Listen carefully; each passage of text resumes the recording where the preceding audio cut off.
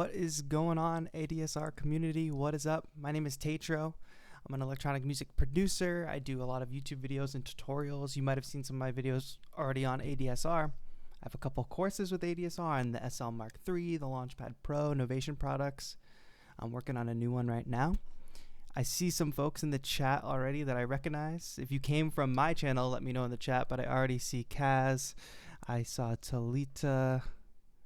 I saw lots of folks, but say hi. And if you're new, if you don't know who I am, let me know that in the chat too. Today, we're going to talk all about the Ableton Live beat making process and how you can accelerate that process so you can make more beats faster and better. So I think it's really important to have a streamlined system of how you create beats. Ableton is my DAW of choice. I think it's got a great workflow. And I'll walk you through. So we'll do this in the context of making a beat. But the first thing I want to talk to you guys about is the Ableton Live template here.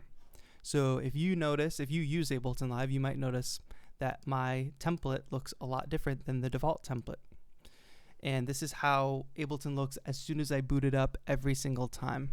Hi everybody in the chat. I see you all. Bueno. Nice. I'm glad you could join. Priscilla, how's it going?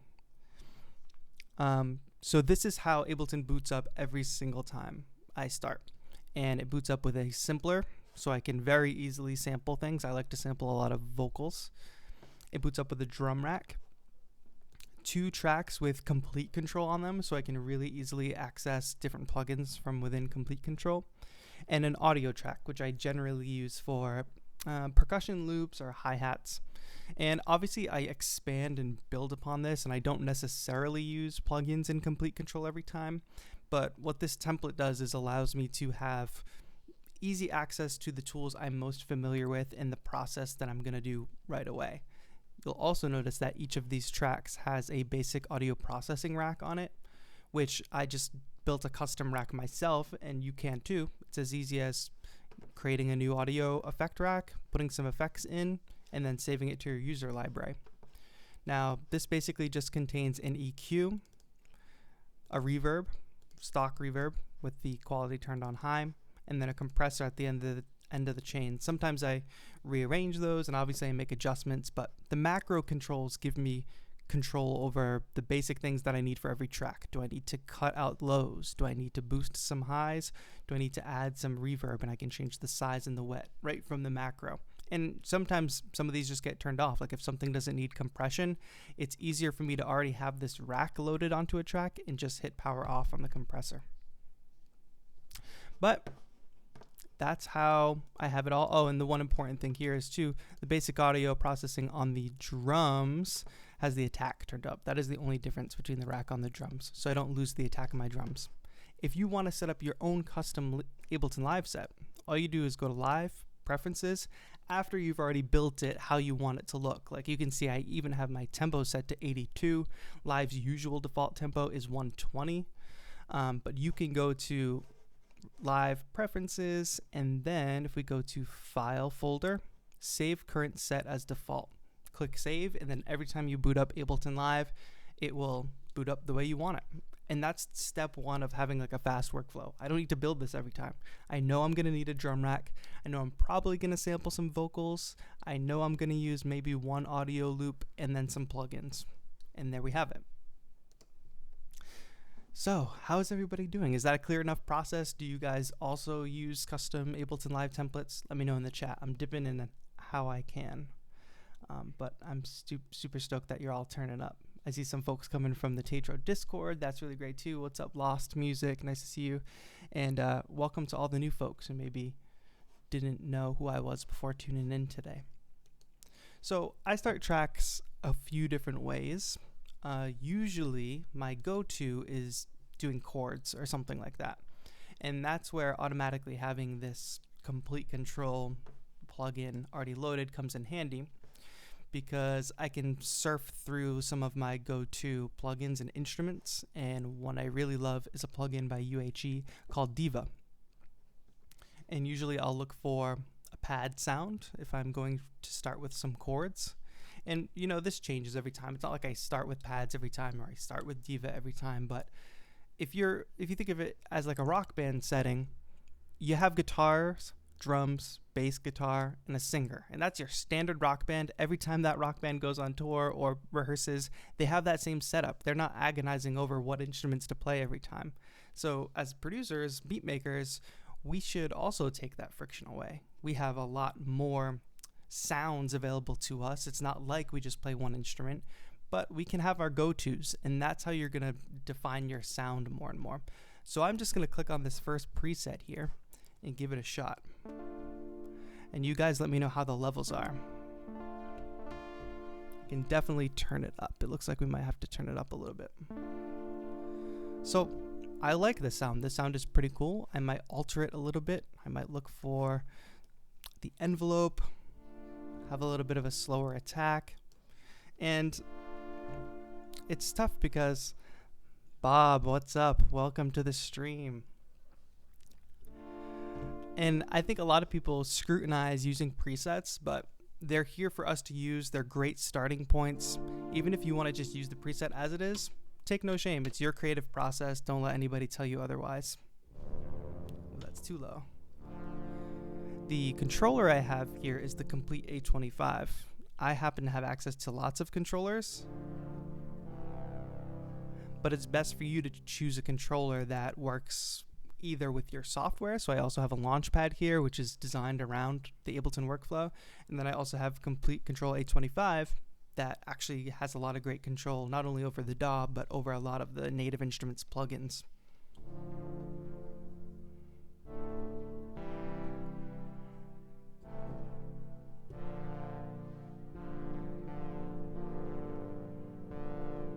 So this is how I'll usually just start, playing some chords, finding what tempo I want to be at. Sure, my project is at 82, but is that too fast or too slow? Let's just play along.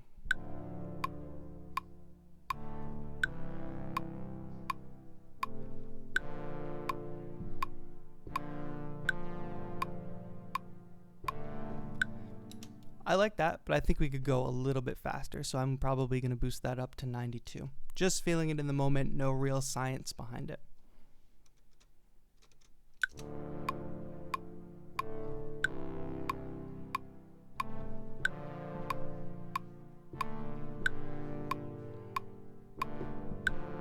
And I'm just improvising with chords. This is where music theory knowledge comes in really handy. I did go to school for music, so I studied music theory, and I know my keys really well. It's something you can learn online, and I think it's something that's very, very important for producers, no matter how you learn it. I'm not saying you have to go to music school, but no matter how you learn it, a lot of people spend time learning the technical aspects of the DAW and then get stuck when they're trying to make music, and that's where some traditional, keyboard lessons or music theory lessons can really come in handy. So I'm in Ableton Live, and for those of you who are not familiar with Ableton Live, I'm just going to start by looping this one musical idea. And each one of these blocks is a place for me to put a different musical loop. So I'm going to start by recording a loop.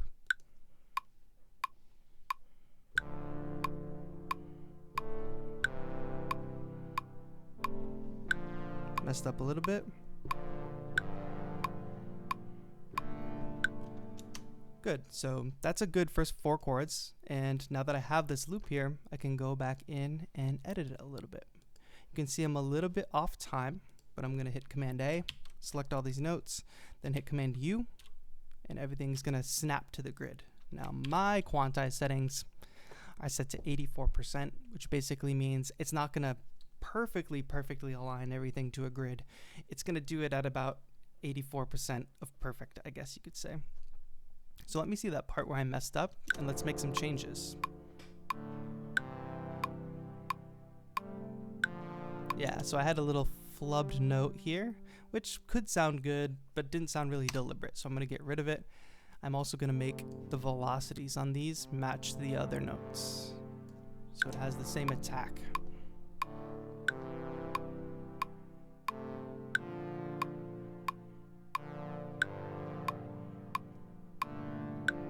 So I'm happy with that as a starting loop. What I might do now, I know this isn't my bass in my track. I'm going to add a bass later probably. I will just do a low cut. That's going to really help declutter my mix. later on.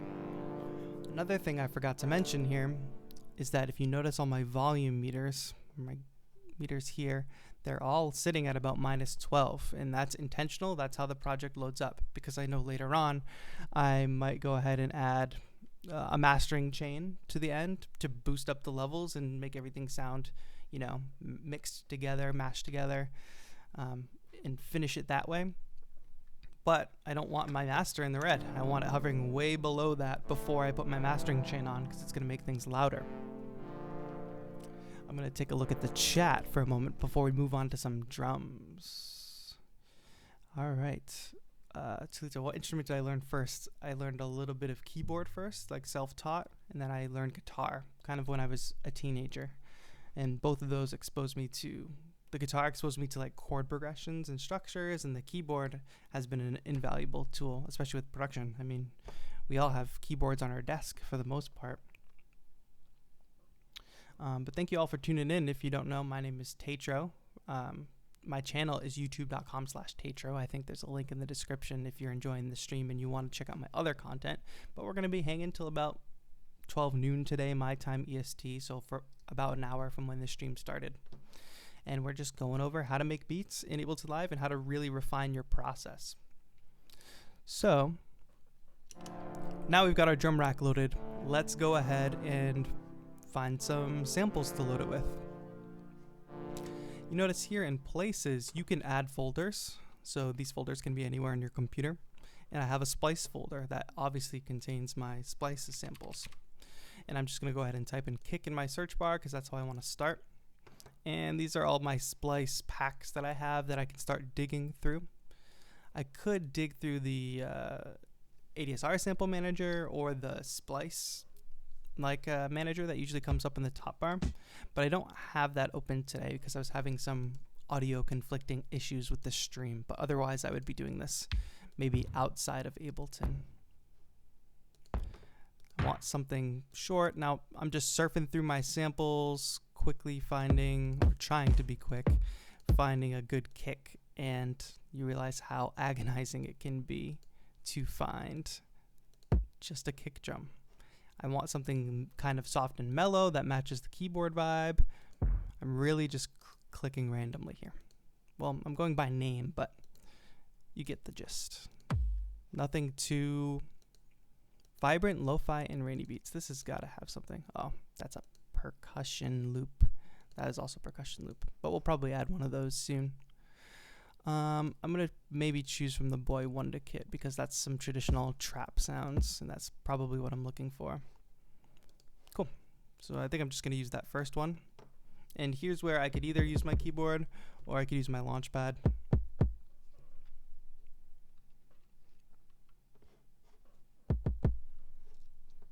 Let's go ahead and add a snare. So I'm typing snare in. I might want to add a snare. Basically, the standard kit that I try to build up, I might keep that. I might like that. Is a kick, a snare, potentially some hi-hats or cymbals or effects, and then some little percussion stuff to sit on top. And I'll show you why in a minute. I really like to add little floaty elements in my drum loops other than just the kick and snare. Yeah, that's like our traditional, our traditional snare here. So I'm going to go ahead and have the metronome turn on. So now that I'm adding drums, I'm thinking I do want to speed this up. Let's go like 95.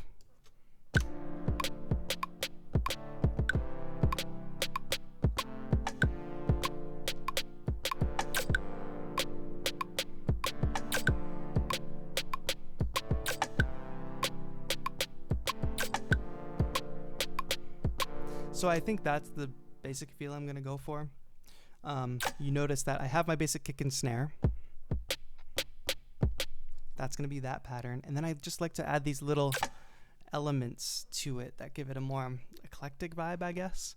And, you know, I might even expand this drum rack and push those little percussion instruments over in the mix, just to add some movement. Maybe this one's a little too extreme. Cool. Let's record a drum loop, same way we recorded the keyboard loop.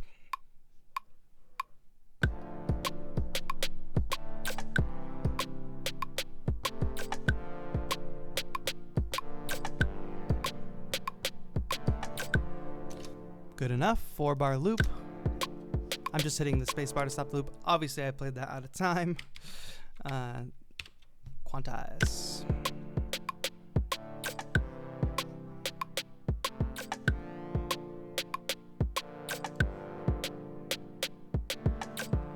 Cool.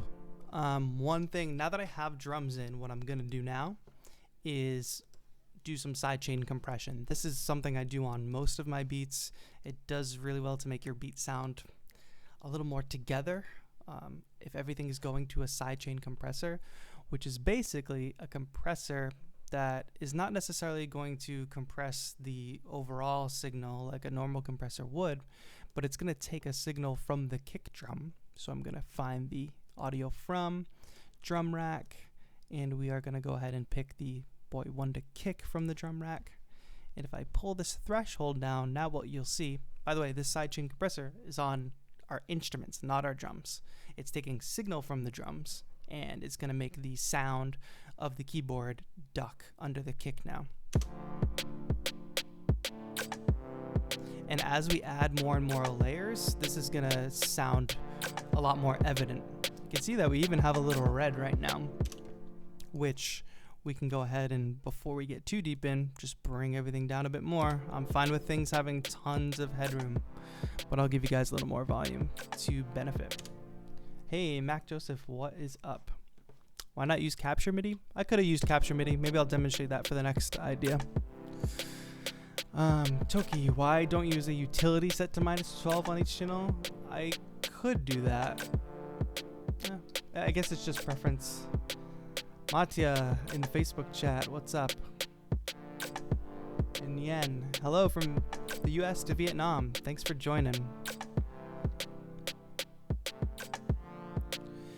I guess the next thing would be to add hi-hats. And sometimes I add my own hi-hats. Sometimes I like to use loops. And I have a specific pack, the Boy Wonder, the same place we got the kick. Splice pack has a lot of just really great straight up trap hi-hats. So I might look for a hi-hat loop now and just preview it. This is probably one of my favorites. Let's keep listening.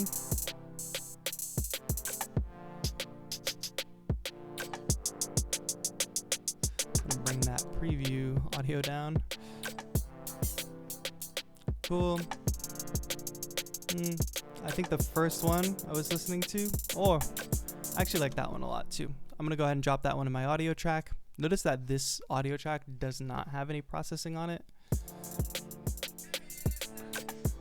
I don't really need to do much for it. And I am even going to go ahead and copy that sidechain compression and add it to the hi-hat loop.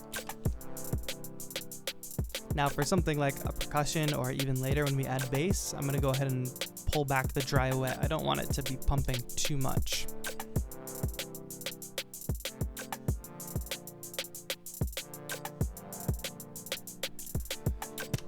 Alright, the next thing I'm probably going to add is some melody. So I think to actually do this, and this is an example where I'm going to go ahead and break off the standard template path that I've created, is I'm going to go ahead and find a plugin that comes to mind, which would be Pigments by Arturia. It's probably one of my favorite plugins, and there's a lot of really beautiful sounds in it.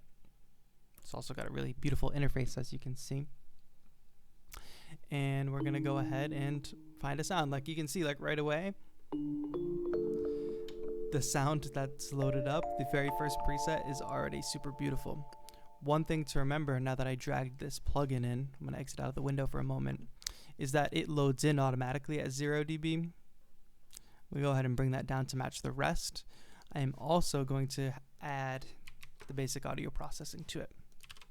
Now, I have my default tracks loading. If I load up a MIDI track right now, it automatically loads up with basic audio processing, but because I dropped the plugin in, it just made a default track with nothing on it and at 0 dB. But let's see if we can go ahead and add a melody over this. I'm going to also put the sidechain compression from the jump, and let's play over it.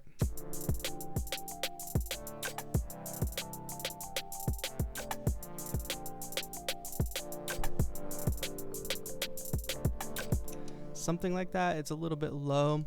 Now, how many of you, tell the truth in the chat, would spend hours agonizing over finding the right sound, even if the first preset on a plugin was already a decent sound for your mix?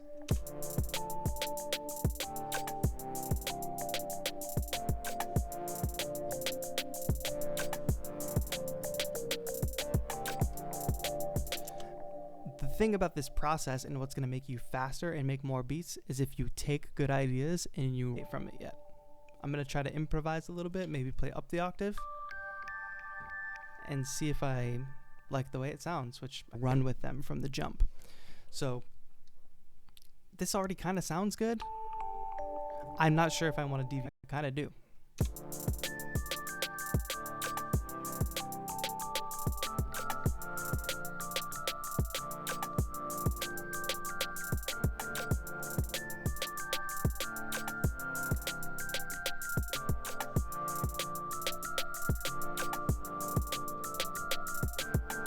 I really like what I just played, but I did not hit record. Ableton Live has this function called Capture MIDI, which is right here on the screen or right here on my controller. If I hold that button, it was basically recording that whole time. And it just grabbed the last 4 bars of what I played, which is like magic. You don't lose great ideas anymore because you didn't hit record.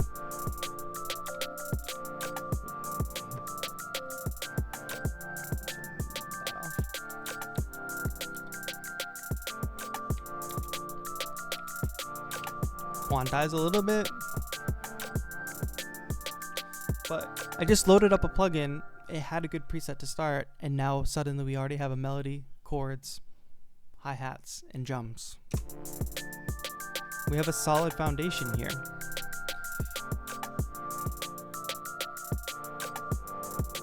What's up, Neil? We're probably gonna go for about an hour, yeah, so an hour from when the stream started.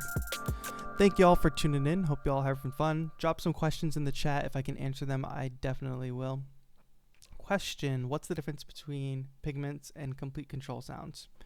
They're just different sounds. It's like saying what's the difference between a guitar and a trumpet. You know, each within complete control there are other instruments. I'll show you here. All instruments. These are a bunch of native instruments, sounds or instruments. These are a bunch of Arturia sounds, which pigments is one of them, and each of the different virtual instruments or VSTs has their own distinct sound. Some might be more prone to leads, some might have a certain vibe, like Lo-Fi Glow is obviously meant to be like lo-fi sounds. Massive X has really great sounds for like future bass and modern like EDM. But all of the tools are pretty versatile, they just have their own tendencies and things that are easier for them to make with. Alright, should we add some bass? And let me not forget to add the sidechain. I think eventually the sidechain is going to make it into my default template. But for now I just copy and paste it, which slows my process down a little bit. So let's look at basses. I could browse the entire library, but obviously that is a lot. But maybe I'll pick something. Let me just dabble a little bit with the Prophet and we'll see how it goes.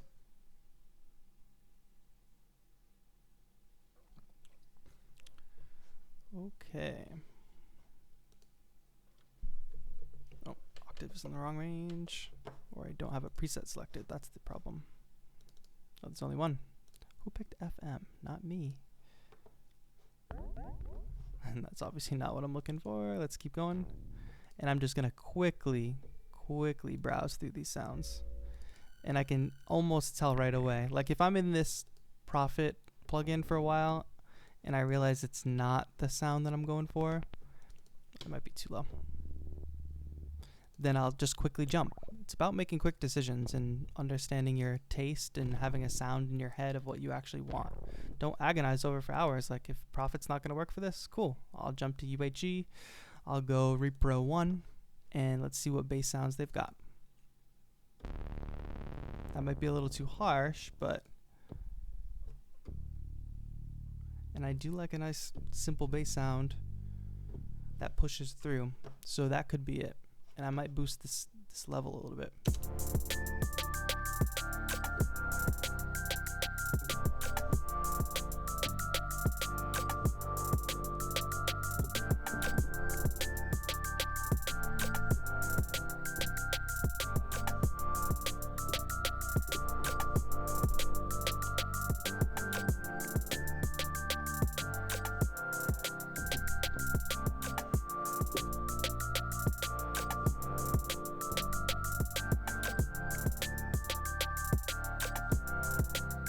There we go. And what I'm doing there, this is a really simple bass line. Obviously bass lines have levels of complexity, but if we look at the chord progression, we have the root note is a D, C, B flat or A sharp, followed by a G. I'm going to follow that exact progression with the bass line, and we'll just record it.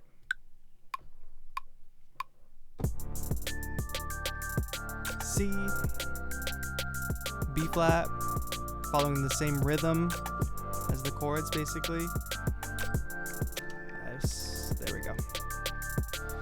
I'm going to go ahead and quantize these, and I think I did an okay job playing these in, but one thing we'll notice is a little bit of distance between these notes, and sometimes they can even be bleeding over if I wasn't precise enough. And for bass especially, we do not want that. So to make notes start and end on a clean line from each other, we can select all of the notes and we can hit this legato button. And you might not have been able to see that effect, but let me actually exaggerate this. Let's pretend I'm terrible at playing this, and I held the bass notes for too long over each other, and it sounds like a muddy mess. See what that sounds like? It's gonna sound bad. So I'm gonna select all the notes again. Oops. And then I'm gonna hit legato. Now every note doesn't run over each other, and they start and end in perfect time. DJ Tyson says, I used to take forever until I started using the ADSR sample manager and Analog Lab 4 sound match. Honestly, the most difficult part of mixing beats is searching for sounds. Yeah, and that's why something like the ADSR sample manager is a great way to stay organized, and especially the sample manager being in time using Ableton Link, so it matches your tempo, and then it can also match the key of your project. Like, it's a no-brainer.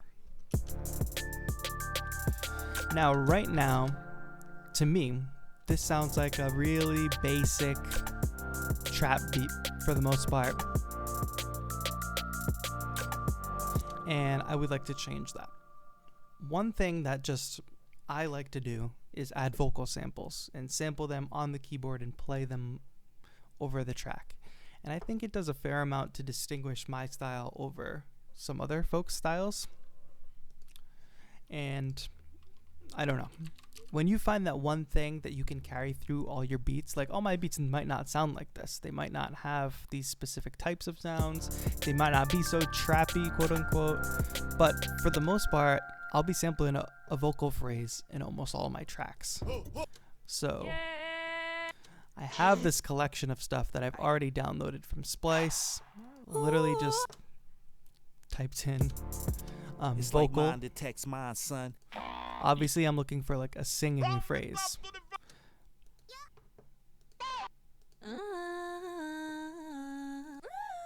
Some of you might have heard some of these in some projects. And I'm really looking for something long, not like a short one-shot shout or anything. A lot of great samples, a lot of great shouts from Decap in here. Those are super clutch. Let's go. Why can't... this is going to be a reverse.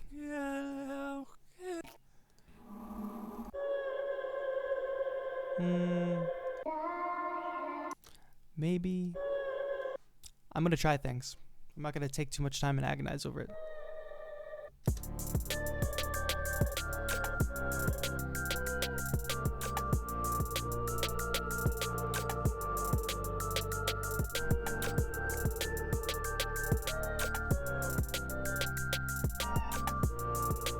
One thing I want to make sure I do from the start of sampling is click this warp button and click tones. That's my workflow. It can either be tones or complex depending on the sound. That will make sure no matter where I am on the keyboard, the sample is uniform. Now I think this sample is a little too out there for this. Let me see. Yeah, it's a little too out there. So I'm just gonna quickly pivot to something new. I use the sample for everything. Doesn't mean I'm not gonna use it, but I wanna challenge myself a little more. And like something like that, that's just one held note, but it's scooped up too. Those work well. Obviously, it sounds like it doesn't fit at all, and I'm going to boost the volume on it a little bit. But once I start to add some reverb and find the right key,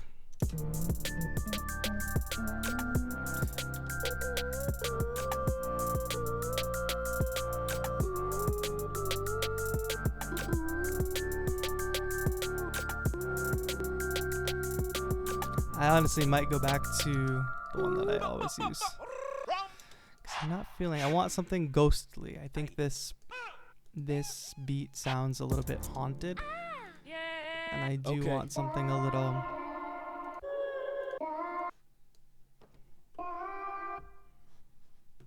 Yeah, big reverb.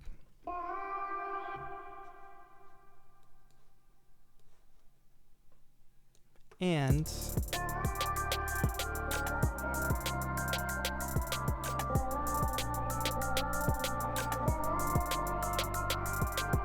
now, especially for this, something that has got a lot of reverb on it, I might push this EQ to be after the reverb and get some of those low end notes out of there.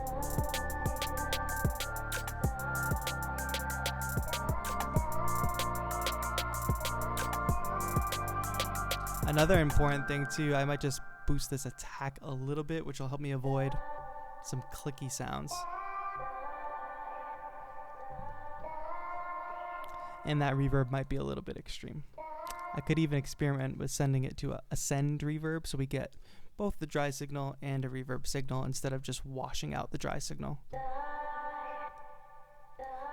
And maybe a little delay.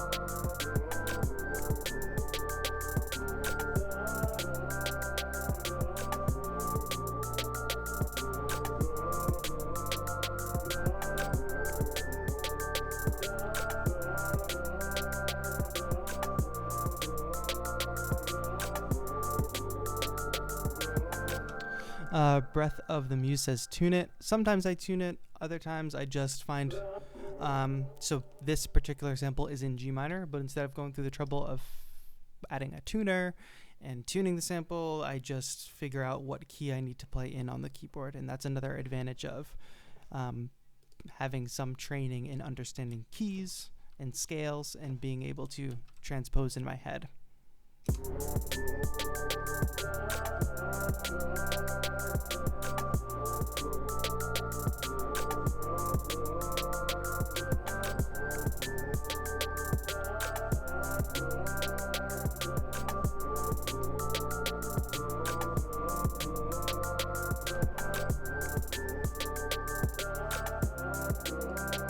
Just get rid of these mistakes. Quantize.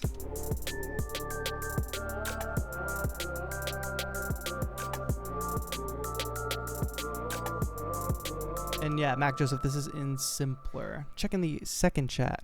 Has anyone on the master in production time? Not sure what you mean, Nevo, but we're gonna add a mastering chain at the end of this. Why you use Ableton? Is it your favorite? Ableton is 100% my favorite. It's also the only DAW that I'm really proficient in, and I've been using it since I was super young. I think the workflow is great. As you can see right here, we've been live for maybe 30-ish minutes, 35 minutes, and we've already built up all the parts we need for a beat, and that's enabled by the software, the workflow.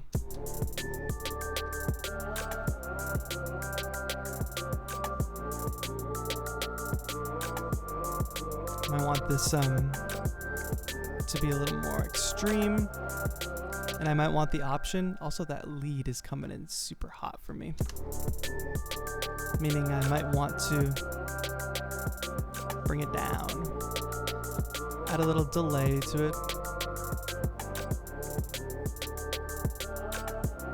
I might even add, that is almost not even a lead. I'm gonna push it right.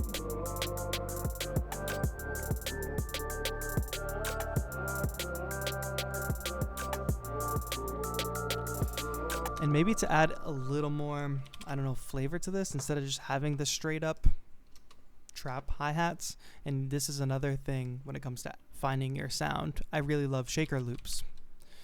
So once you find those things that you really like in your music and you start using them consistently, so for me, it's usually like a moody pad, a vocal sample that's played in tune, and some type of percussive loop that isn't just hi-hats, like a shaker. That's when you find your own sound. Maybe not quite congas, but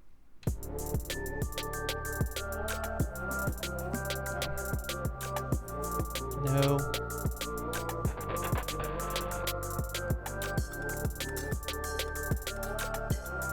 That's interesting.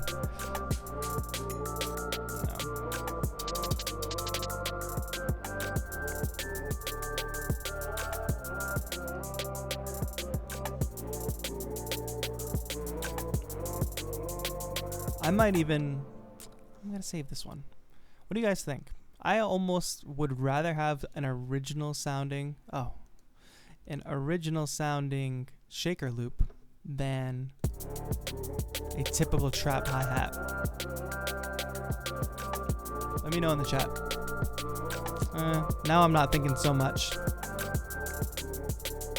They're too conflicting, actually. Let's keep that playing. I'm gonna get rid of that.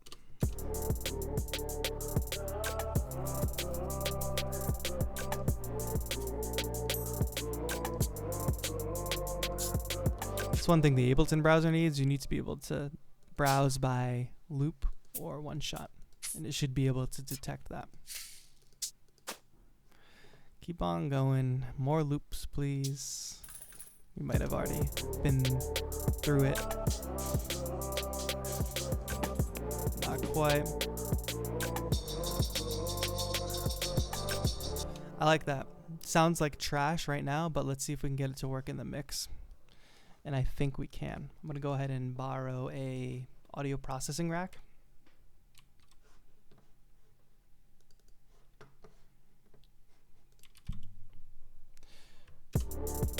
And play this, but I gotta bring the volume way down. I don't even think it needs to be compressed. It definitely needs to be sidechained. It definitely needs to thump with the kick like everything else.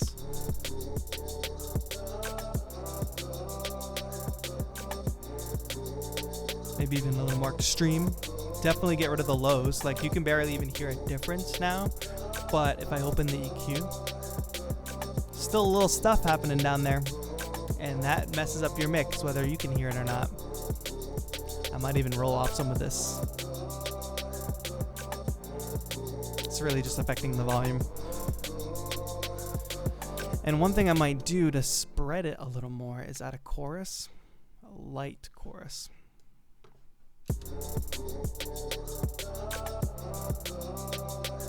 Might mess with the tuning.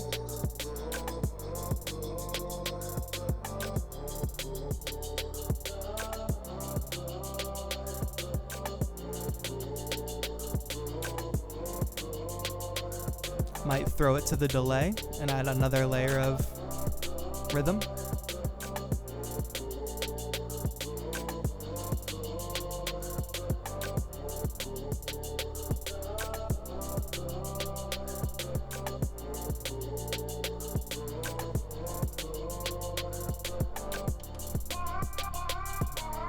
So I might want to add a higher version of that vocal sample.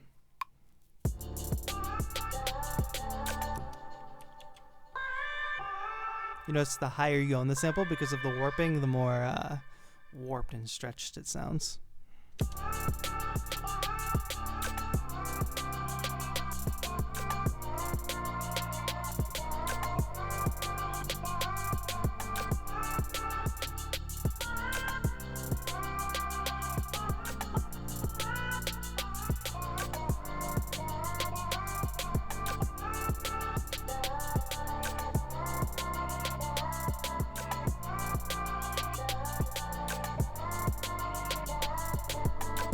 I like that idea, but I didn't press record. Capture MIDI. I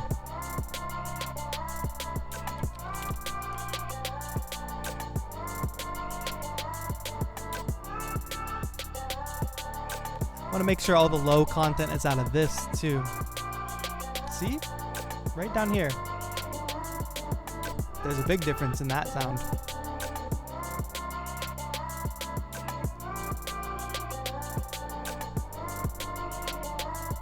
You can even add width in the utility, but I don't think I want to do that here.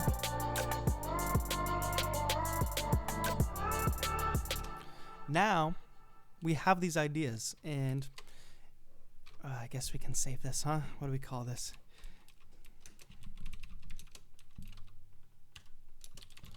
That's a terrible naming. You should always name your tracks a little bit better than I just did. But what you should always do in your beat making process to avoid having a hard drive filled of unfinished projects, which, be truthful in the chat, who has a projects folder filled with projects that never ended up getting exported? I have it. I'm sure all of us have it at some level. The way I output more, though, is by getting into arrangement view as soon as I have these layers. And if you notice, this is only 7 layers. Like, we don't need 21 layers for our beats and our music. We can keep things simple.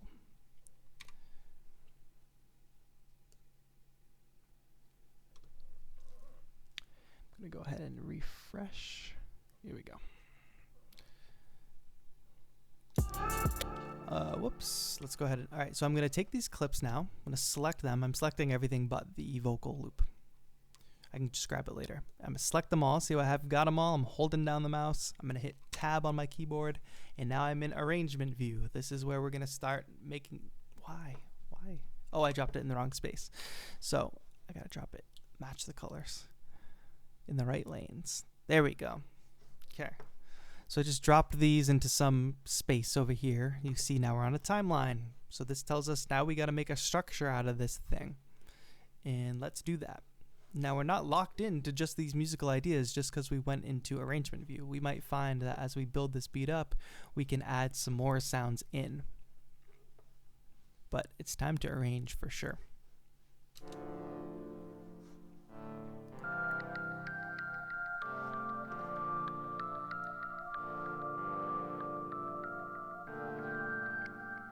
And you know, now that I'm here with this lead sound, it does sound a little, I think clean is the word.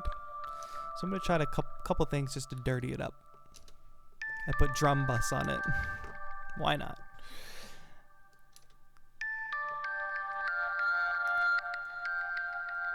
And you know, with a slight volume adjustment, it might be okay. But another thing I might want to try is Redux, which is like some bit crushing. I'm going to put this on soft, 16-bit.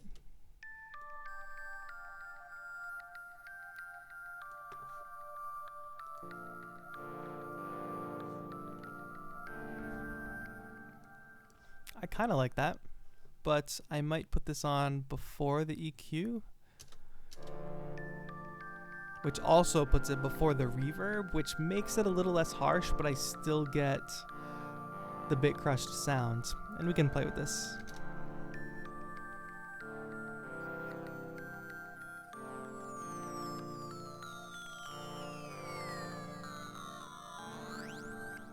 And that might be something we play with later on. I definitely think so. Now I'm at the same time I'm arranging, I'm thinking about the mix, which, you know, if we are producers on our own home studio, music producers, we're doing all the jobs. So there's no glory in saying, okay, I'm gonna wait to mix until then, or I'm gonna wait until then to do this thing. No, like, you're in it. Like, try to stay focused as you can on your tasks, but it's only you, unless you got a team. Now, if I'm thinking about this in terms of having a vocalist on the track, which is kind of how I'm thinking about it, I'm leaving room for that. So I'm dropping the beat right there. And a key thing for me in arrangement is to keep the listener with something interesting to listen to. So if you see we have bar 1, bar 2, bar 3, bar 4, that means we are working in 4-bar phrases. Every 4 bars, I want to introduce a new musical idea or take away something so the listener has something to be interested in. And you know what? I don't want to bring bass in yet. I actually want to bring back the bell sound.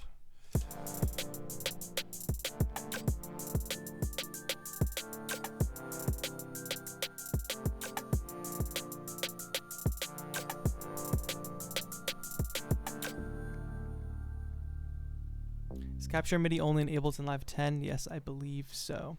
If you guys got questions or anything, go ahead and drop them in the YouTube chat. I'm not seeing my chat refresh, but maybe you guys just don't have a lot of questions. Maybe you guys are just enjoying.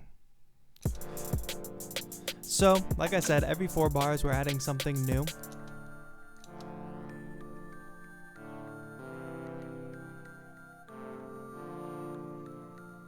This is like our intro section, and we're gonna add more to this. We're gonna add some bells and whistles.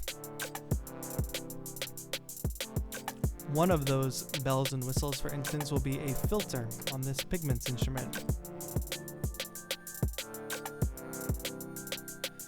And what we're actually gonna do is start with that filter nice and open, and over time during the intro, bring it down.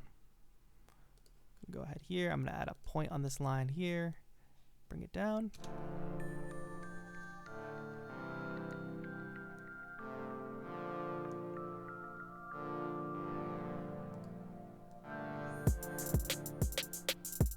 And you know, I might do a V shape. So it comes down and then it builds right back up.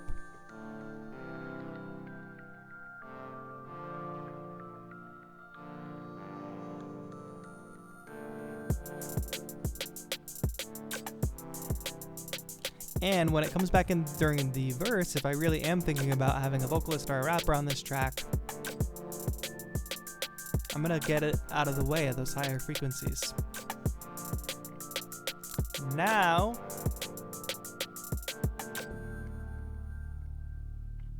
we want something new. We already talked about that. Every 4 bars, something new. It's a good place for that bass to come in.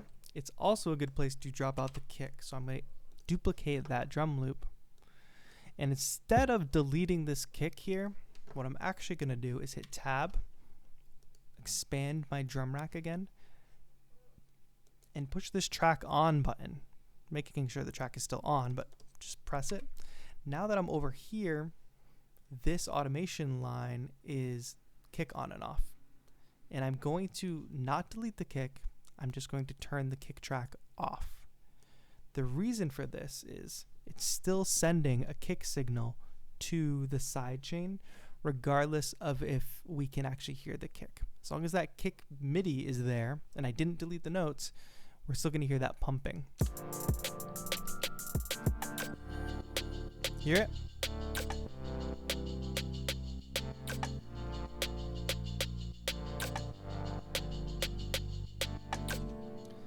Now we've got about 10 minutes left of the stream, so if you're tuning in and you never heard of me before, go in the description and there should be a link to my channel down right above ADSR's links, youtube.com/Taetro. That is my channel.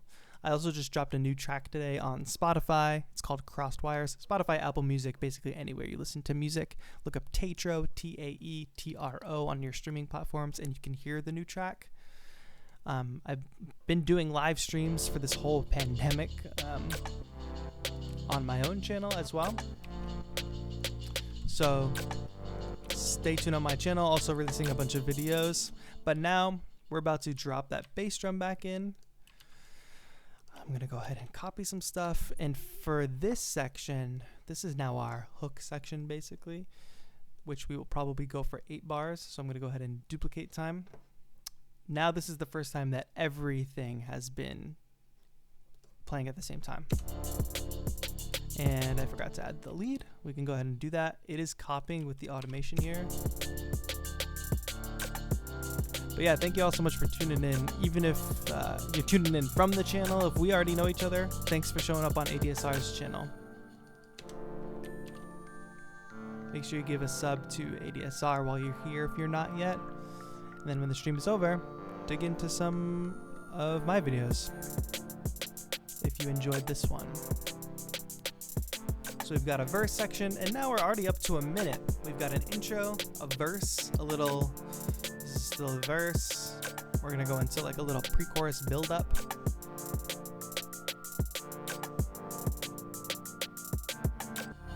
This is like our little pre-chorus build-up, like I said.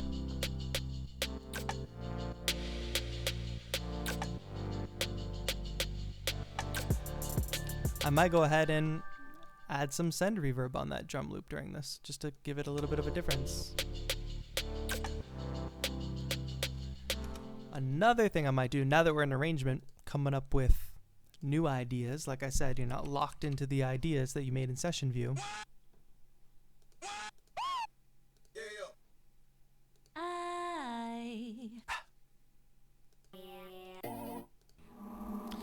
Sorry, YouTube chat. I just got a text that says I'm not seeing the chat, so I apologize if you guys are asking questions and shouting stuff out, but I can't. My YouTube chat is not refreshing. So feel free to @ me on Twitter @NickTaetro, or on Instagram. You can send me a DM, and we'll do our best to answer it. We're going to be streaming again, I think, with ADSR really soon. So. But now anyway, we have a little bit of time left. I'm going to go ahead and add a vocal shout in this section of the beat. So I'm going to bracket this off. I'm going to add new notes.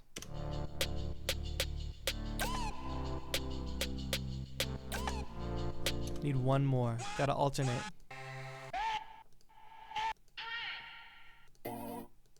Okay.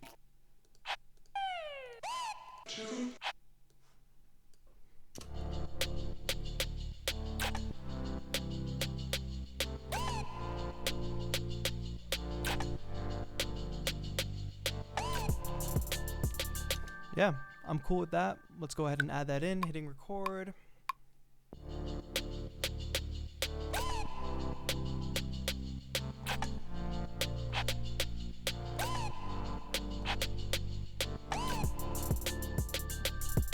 And that's just a cool, another layer of bringing something new in for that section. I believe that shout is a little loud. That's not it. That's it. And something I like to do when I'm using a really well-known sample like that, I mean, all decap samples now are really well-known, is just transpose it a little so it sounds slightly different.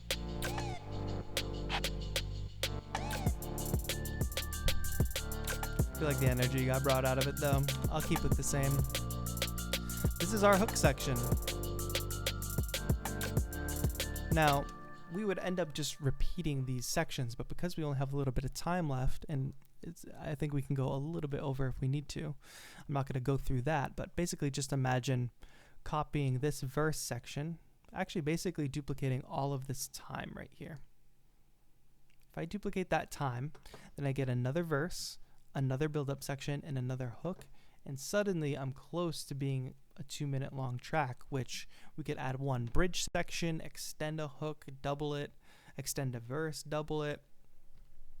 There's a lot of possibilities for your arrangement, but you see how now we are so much closer to exporting than if we had just left ourselves in session view with a bunch of loops. We actually have a track over time. You could even send this less than 2-minute demo to an artist that you want to work with and say, hey, what do you think of this? And then collaborate, add more from there. They say, oh, I want the hook to be twice as long. Then you do that.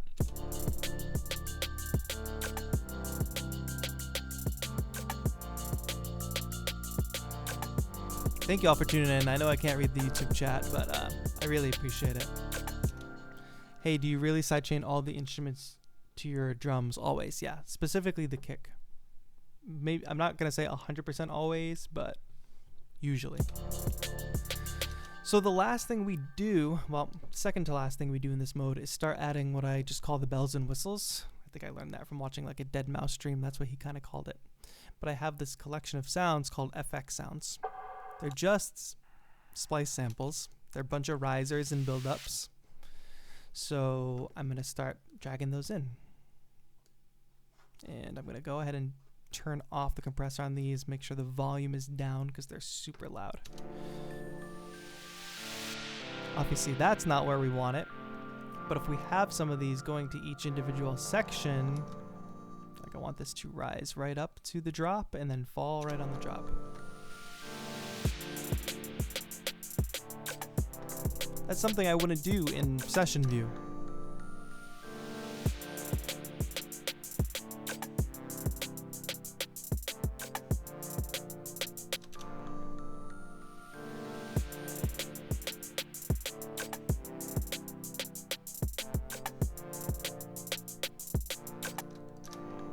If you guys have any last words and you want to type in the Facebook chat, I believe I still have access to that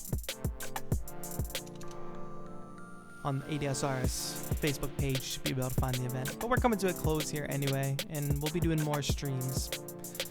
I've got more risers here that I'll probably use, so maybe going into the build-up, I do one that doesn't fade out. But I have reverb on this, so it's going to have a tail. I'm still going to hear it fade out. I would like the drama of the sound just cutting out. So I'm actually going to cut the track off there. Take this section, because I know it'll be safe if I just cut the track off here, turn it off. I'm going to go ahead and adjust this warping, I think.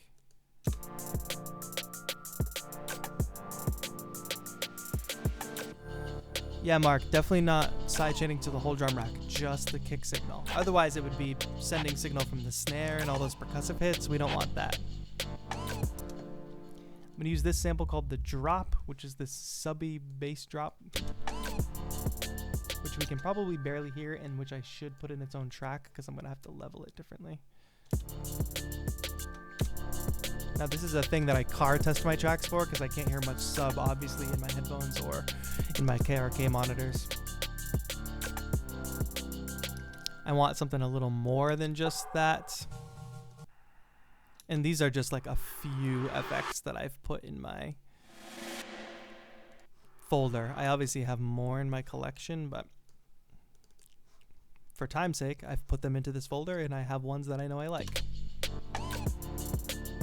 Oh, let's go ahead and turn this back on. Reset that. Is this like that too? I'm going to delete this automation because I don't need it there. Turn that track on. Turn the track on here. Not dramatic enough for my tastes. I'm going to take this, put it here. That doesn't make any sense, so we're going to reverse it. And this is just the stage of adding bells and whistles. I would obviously go and do that, copy this stuff again and put it over here. But it adds a certain layer to your track beyond just your typical loops in order.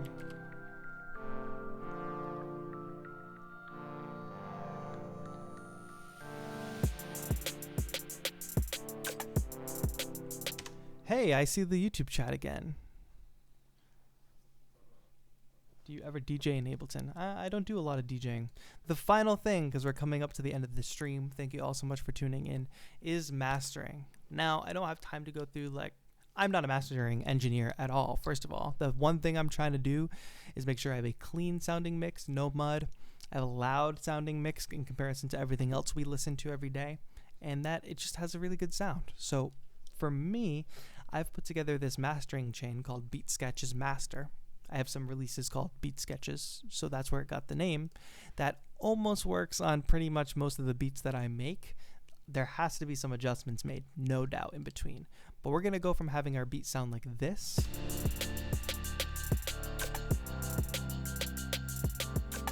to this.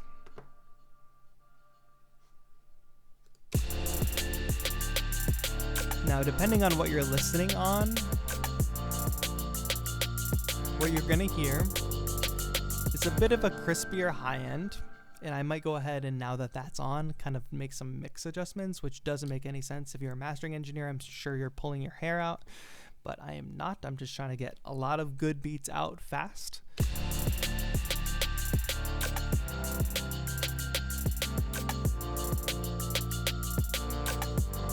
It has a lot more body to the sound. The low end is a lot more robust, and everything is glued together, it seems.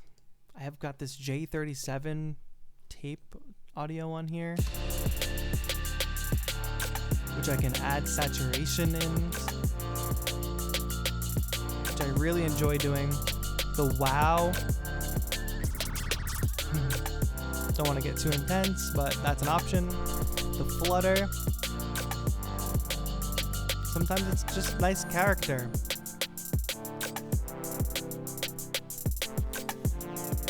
And now, it sounds pretty good. This would not be how I ended it. I would do a little more mixing. I think it sounds a little too bright, but I haven't listened to it on my monitors, just these Status Audio CB1s. But I think it sounds pretty good.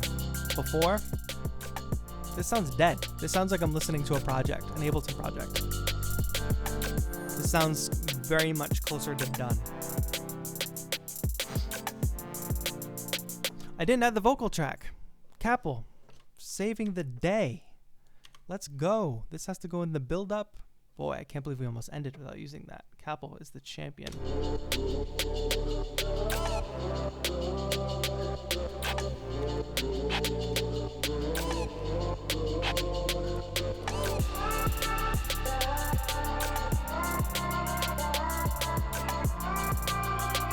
That's so loud. Boom! Capel is the savior of the stream. I can't believe we almost forgot the most important ingredient.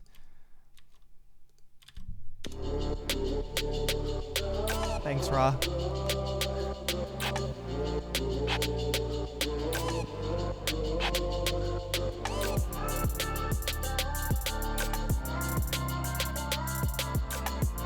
Thanks so much, Peter.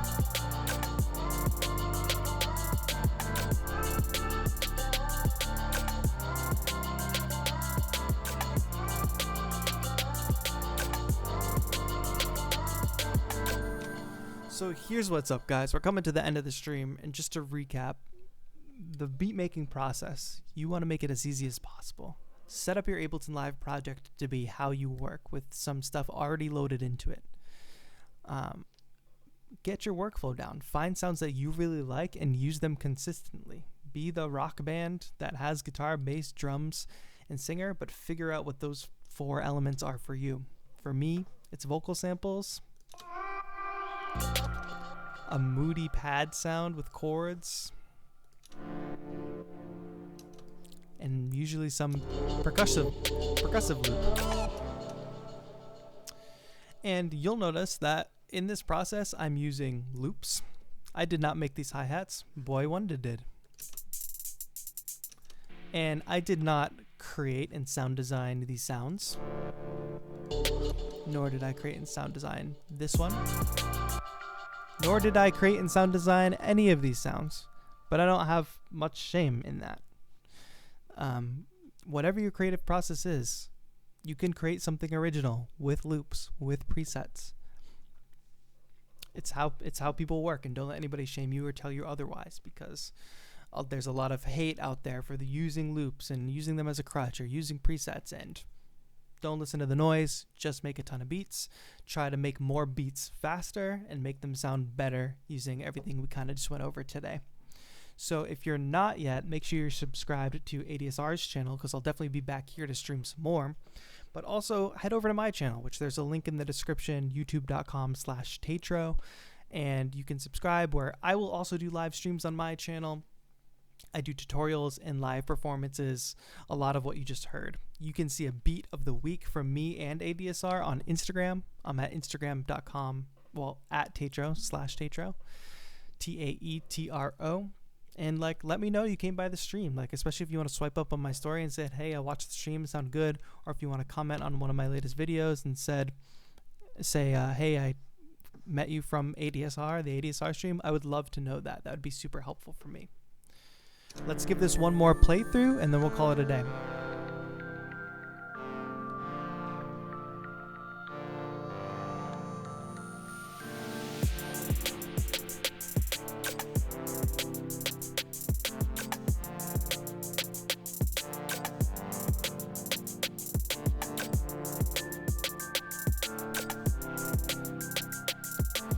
I appreciate everyone from the Taetro community that came out to watch this as well. Thanks so much, guys.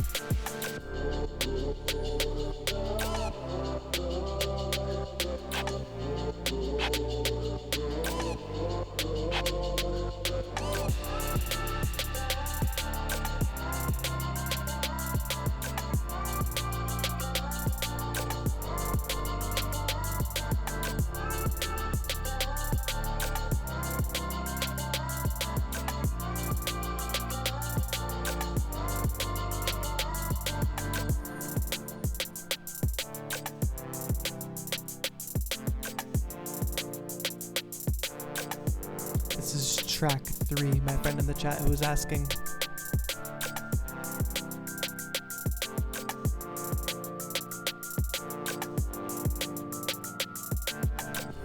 Oh, Mac, that's so interesting. Good to know. Last hook coming up here, and then we're going to end today's stream. Thank you again all for watching and hanging out. Again, my name is Taetro. That's Taetro. You can find me on youtube.com/Taetro, on Instagram @Taetro. Really appreciate it, guys. Thanks so much for tuning in. This has been Taetro. Have a good one.